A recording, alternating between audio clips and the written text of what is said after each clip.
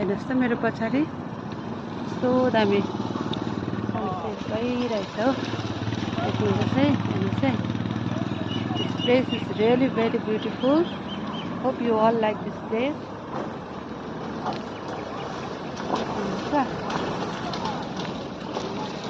कस्तो दामी जग्गा छ नि। तपाईहरु पनि आउनुहोस्, come to visit this place है। मलाई कमेन्ट्समा सोध्नुस्। I am going to tell you this place को लोकेसन।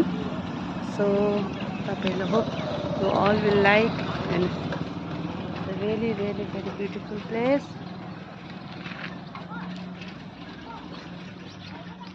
सनसेट हुँदैछ है। ब्युटिफुल छैन? Very beautiful, right? Behind me